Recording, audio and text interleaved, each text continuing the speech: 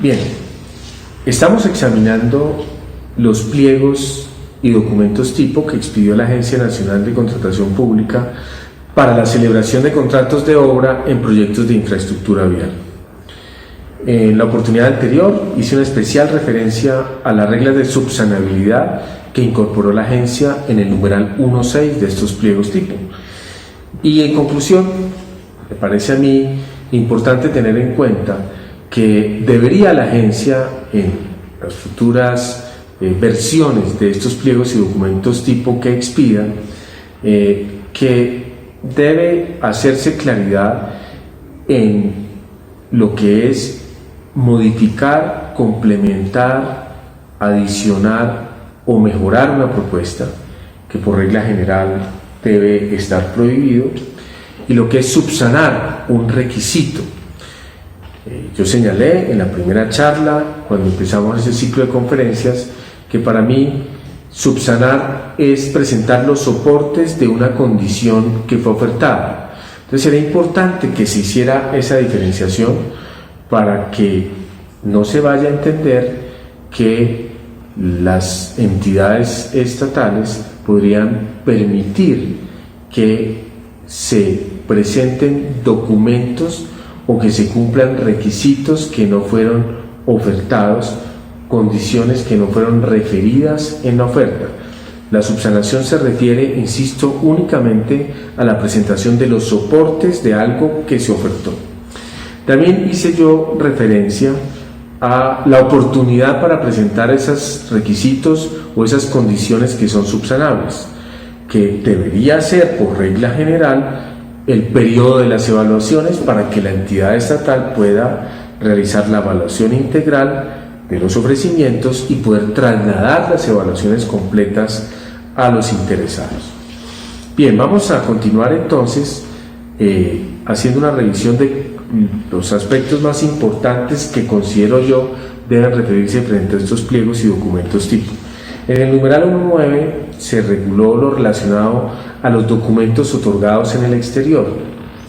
En mi opinión, si bien en las normas civiles, en las normas comerciales principalmente, y en el Código General del Proceso, se establece una regulación de los documentos otorgados en el exterior, esa regulación se refiere a documentos que se van a hacer valer en actuaciones judiciales.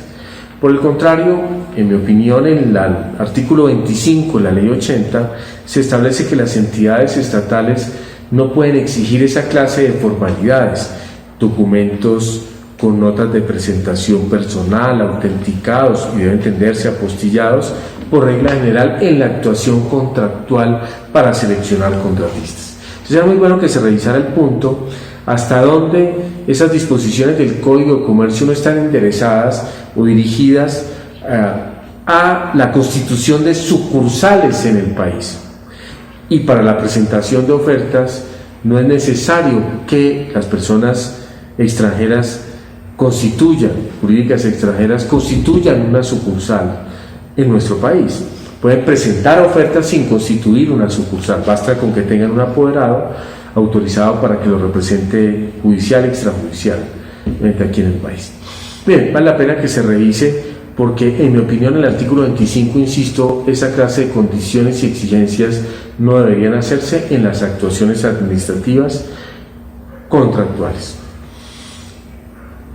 También se estableció en el numeral 1.12 una regulación frente a la información reservada y se impuso que los oferentes deben indicar si en su propuesta presentan información reservada y que si advierten o realizan mejor esa advertencia, la entidad estatal solamente dará a conocer esa información reservada a los funcionarios, a los empleados, quienes no podrán darla a conocer. En un proceso de selección, toda la información que es objeto de evaluación y que luego es objeto de traslado debe entenderse que es pública.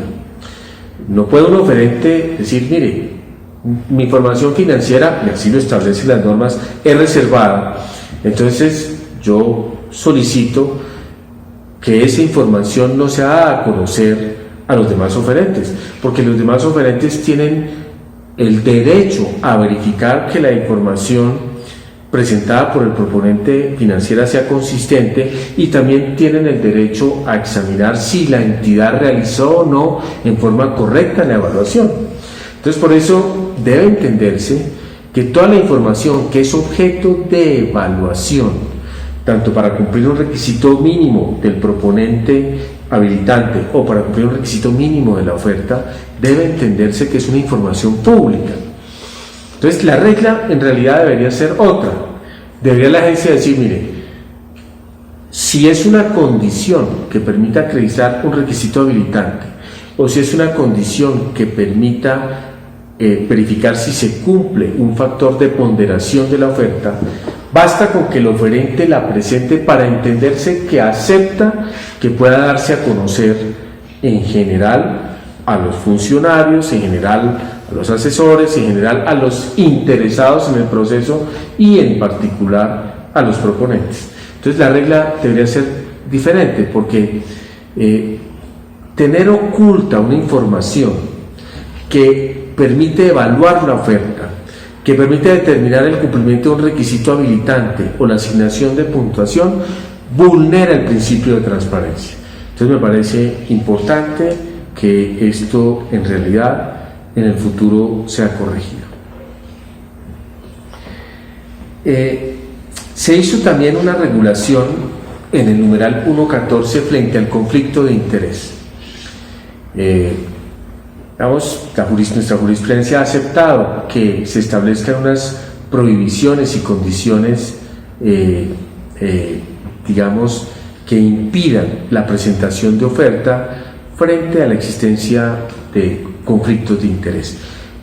Está el régimen, por supuesto, legal, de inhabilidades e incompatibilidades, pero las entidades estatales pueden, en los pliegos de condiciones, regular el conflicto de interés, dependiendo del análisis del sector que se realice. Aquí yo también había señalado la importancia que sería para todos nosotros conocer cuál fue el análisis del sector que hizo la Agencia Nacional de Contratación Pública para expedir estos pliegos tipo, porque esa redacción del conflicto de interés dependerá mucho del sector para el cual se van a utilizar los pliegos de condiciones.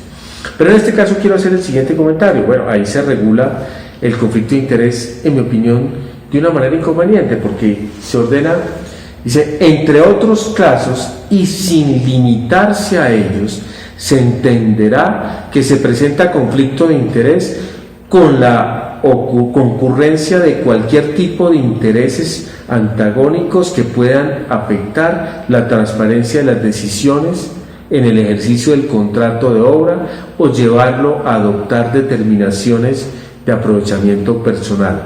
Asimismo, se considera que hay conflicto de interés cuando una persona ha participado como consultor o asesor y pretende participar en la construcción de la obra.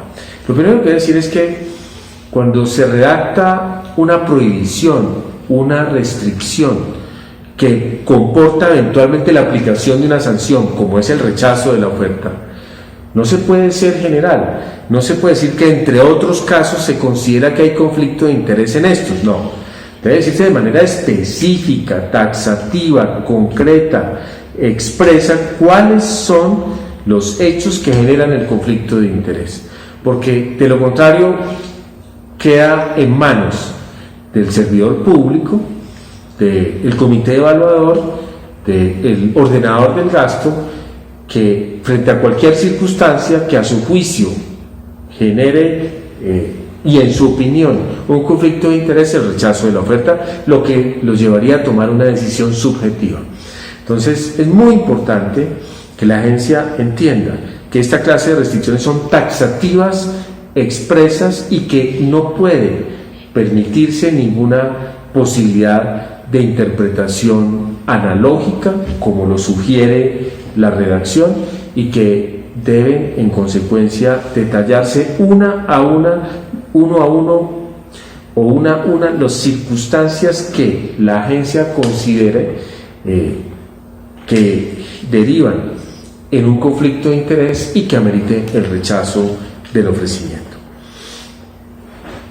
Muy bien, voy a hacer referencia para terminar al 1.15 del pliego tipo, que se refiere a las causales de rechazo. Lo primero que quiero señalar es que las causales de rechazo, al igual que el conflicto de interés, debería tener una redacción clara, precisa, para que permitiera al mismo tiempo una aplicación restrictiva, como corresponde a esta clase de disposiciones normativas que generan una sanción, como el rechazo de la oferta. Al final, digamos, de la redacción de las causales de rechazo, hubiese sido deseable incorporar una nota, decir, mire, estas son las únicas causales que motivarán el rechazo de la oferta. Los demás requisitos y exigencias previstos en el presente pliego de condiciones se pueden subsanar.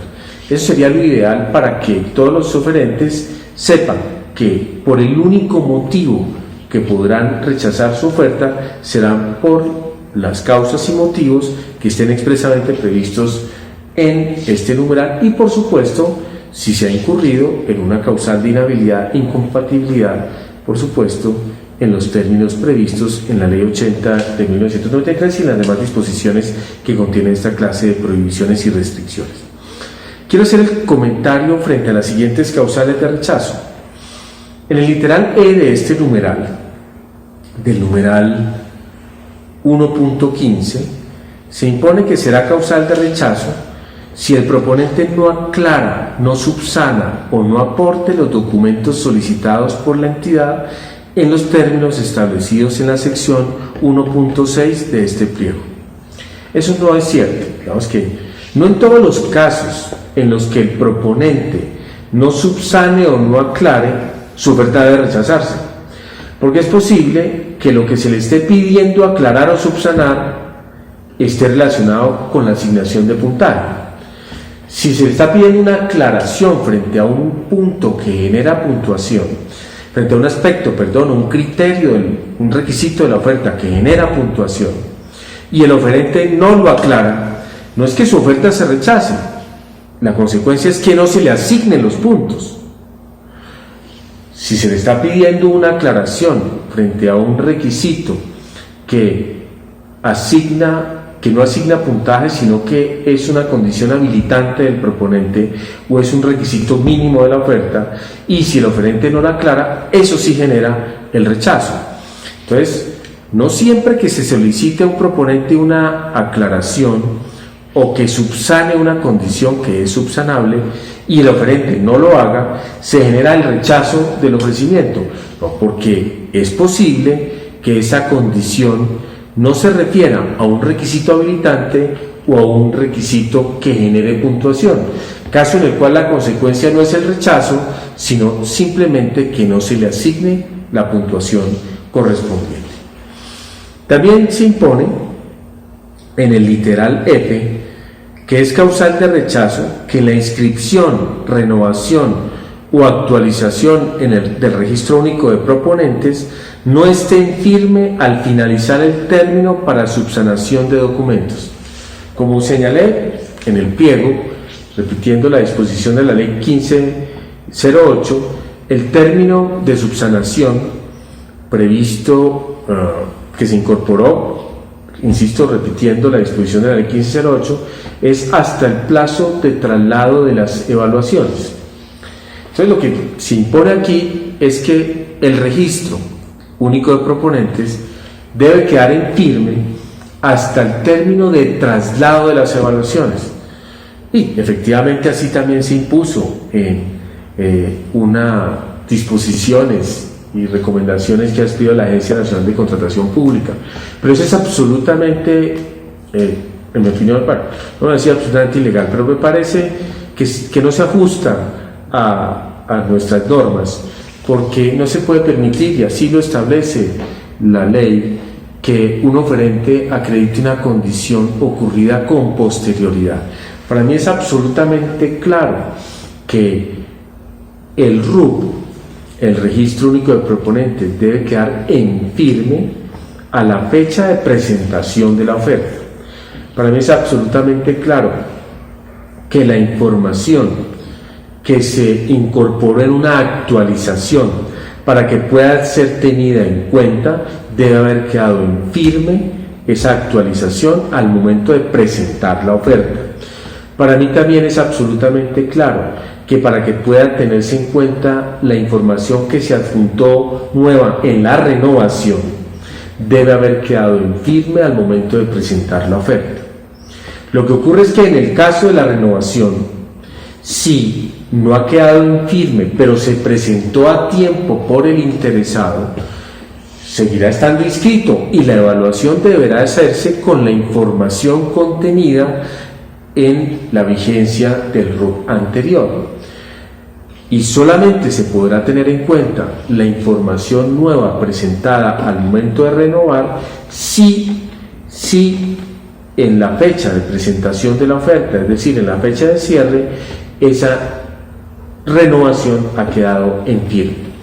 Porque la ley expresamente establece que no se puede permitir que se acrediten circunstancias ocurridas con posterioridad al cierre, y en este caso la firmeza ocurriría con posterioridad al cierre. Ahora, también es posible que eso se preste para manipulación en los procesos de selección, porque una entidad estatal podría, al ver que una persona que pretenden favorecer eventualmente que no le ha quedado en firme, retrase el cronograma del proceso hasta que le quede en firme la renovación, actualización o inscripción para poderlo habilitar.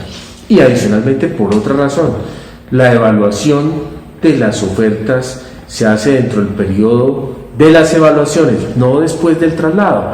Por eso el documento, el registro del RUP y su certificado debe presentarse con la oferta y acreditar que se encuentre en firme en dicho momento.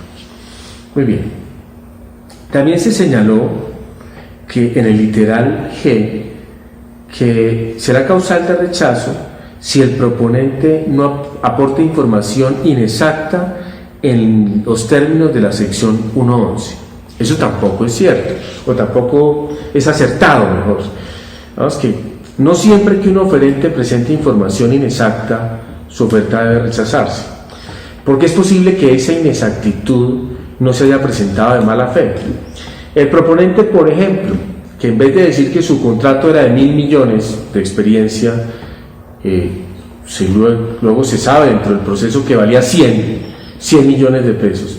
Pues claramente, por supuesto que la oferta es inconsistente, presentó información inconsistente porque la experiencia no era haber ejecutado un contrato de 1.000 millones de pesos, sino solamente por 100.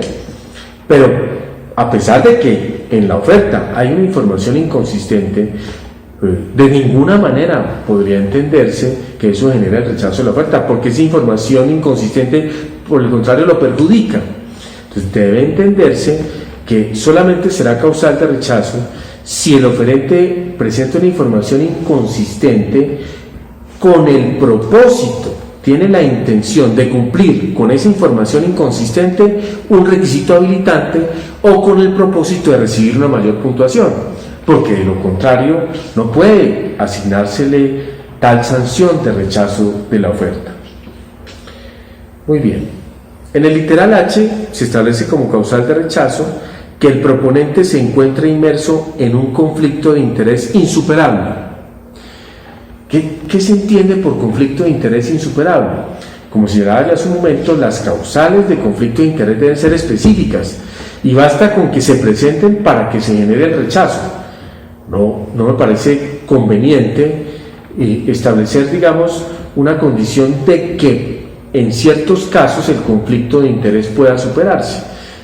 Yo creo que esa causal, si verdaderamente está enderezada a salvaguardar el principio de transparencia, a impedir que una persona pueda adquirir un beneficio indebido con ocasión de la contratación estatal debe entenderse que en todos los casos sea insuperable. También se incorpora en el literal, en las causales de rechazo, que será causal de rechazo, perdónenme, si el formulario 1 del presupuesto oficial no se allegue firmado. En primer lugar, el formulario de presupuesto oficial es de la entidad estatal. Debe entenderse que no es el presupuesto oficial, sino el valor de la propuesta y su discriminación. Yo pienso que es un tema simplemente de forma, pero no se debe entender, insisto, que se trata del presupuesto oficial de la entidad, sino de la propuesta económica. Pero la no firma de ese formato es, en mi opinión, si hay certeza de la presentación de la oferta por parte del interesado, un requisito puramente formal. Si la entidad recibió la oferta o fue enviada en los términos del SECOP 2, del SECOP 2, la recibió a tiempo la entidad estatal y no hay duda del proponente, de su identidad, etc., así la propuesta económica no venga firmada, pues debe ser tenida en cuenta si hace parte de la propuesta. Rechazar la oferta por el solo hecho de que el formulario de su propuesta económica no esté firmado es rendirle tributo al formalismo. Y la ley específicamente establece que debe prevalecer lo sustancial sobre lo formal. Entonces esa condición verdaderamente no se ajusta a la ley. También en el literal L se impone que será causal de rechazo si la oferta económica, luego de realizarse su corrección, presenta una desviación mayor o igual al 1% por exceso o por defecto. A ver, si de lo que se trata es de un error aritmético, de un error en una operación aritmética, no importa que sea inferior o superior al 1%, siempre se tratará de un defecto exclusivamente formal que la entidad tiene la obligación de corregir. Entonces, esta condición también, esta causal de rechazo, no se ajusta a la ley, porque la ley establece, insisto, la prevalencia de lo sustancial sobre lo formal. Y lo sustancial, en este caso, consiste en hacer adecuadamente las operaciones aritméticas y efectuar la corrección del defecto en el que incurrió el proponente para poder evaluar su propuesta y para poder garantizar el principio de transparencia y el deber de selección objetiva. Entonces, no me parece que se ajuste a la ley, se rinde tributo al formalismo, será una regla injusta que vulnera la ley si se rechaza una oferta por el hecho de que está presente un error aritmético superior al 1%. No importa de qué magnitud sea el error, si es un error matemático o aritmético, la entidad estatal, en mi opinión, y así lo ha reconocido el Consejo de Estado, tiene la obligación de efectuar la corrección para realizar su evaluación, para avanzar en su evaluación. Bien, también se incorporó en el literal N, que es causal de rechazo si la oferta presenta tachaduras o enmendaduras que no estén convalidadas en la forma prevista en el pliego. A ver, es posible que la tachadura, la enmendadura no tenga nada que ver con un requisito habilitante o no tenga nada que ver con un factor que dé puntuación, caso en el cual no podrá rechazarse la oferta. Y si la tachadura o la enmendadura tiene que ver con un factor de ponderación, no se rechaza la oferta, no se asigna puntuación. Entonces vale la pena que la agencia efectúe la precisión en relación con este punto. Es causal de rechazo también que el proponente adicione, suprima, cambie o modifique los ítems, la descripción, las unidades o cantidades señaladas en el formulario 1. Si es, por supuesto, se aclara un contrato que se va a pagar a precios unitarios. En los contratos que se pagan a precios unitarios existe una descripción, una unidad de medida, una cantidad, un valor unitario. He visto que con frecuencia los proponentes se equivocan, por ejemplo, en la descripción. Por un tema a veces del manejo del Excel, un ítem que tiene una descripción muy grande, el Excel lo corta y entonces el ítem quedó incompleto. Y eso me parece a mí que es un defecto puramente formal. En realidad yo recomendaría aquí que se estableciera que con independencia de que el oferente haga un cambio en la descripción del ítem, con independencia de que el oferente haga un cambio en la unidad de medida, prevalecerá la descripción, las cantidades, la unidad de medida prevista en el pliego, y que los defectos o inconsistencias que incurra el proponente serán asumidos por este en las condiciones y valores ofertados con independencia de los errores en la descripción, en las cantidades y en las unidades de medida. Entonces, porque simplemente podría rechazarse una oferta por un defecto estrictamente formal, lo que también genera, por supuesto, la incorporación de una regla ilegal en el pliego. Bien, también se incorporó como causal de rechazo en el literal R, el anterior que hice comentario es la referida en el literal O. En el literal se impuso que es causal de rechazo ofrecer un porcentaje para imprevistos inferior al definido en el formulario 1 del presupuesto oficial. Ya hice una explicación frente a la forma como se determina el AIU y toda la controversia y discusión que se ha generado frente al porcentaje de imprevistos. Incluso en algunas entidades estatales se tomó la decisión de no incluir ese porcentaje de imprevistos. Entonces a mí me parece que debería dejarse que los proponentes tuvieran libertad de establecer o no imprevistos y también de establecer su porcentaje, pero no incorporarlo como una causal de rechazo, porque depende de cada proponente cuál haya sido el análisis efectuado para llegar al precio. Y es posible que dentro de los valores, como expliqué en su oportunidad, haya considerado el porcentaje de imprevistos. En esto lo remito a una conferencia en la que hice explicación de la forma como se determina el AIU para que pueda advertirse cómo es inconveniente que se incorpore esta circunstancia como una causal de rechazo. Lo mismo la no discriminación del AIU.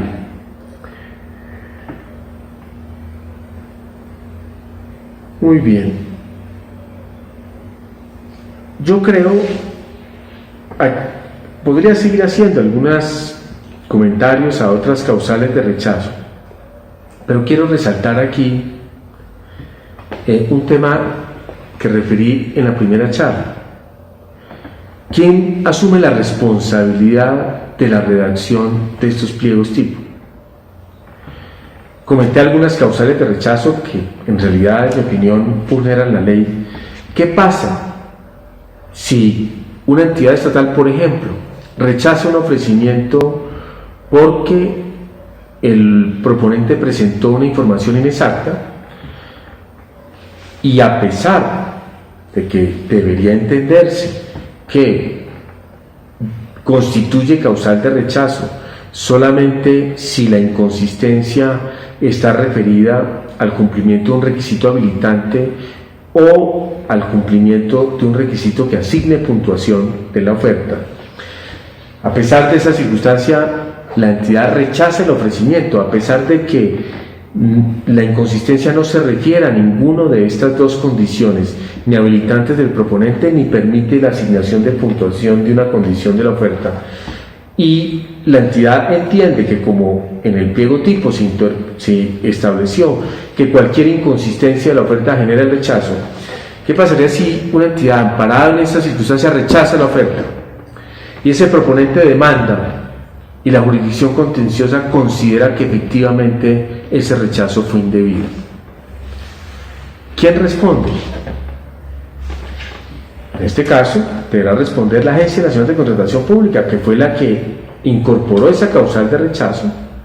No solamente incorporó esa causal de rechazo, sino que adicionalmente expresamente estableció que no se pueden modificar esas causales de rechazo por parte de las entidades estatales.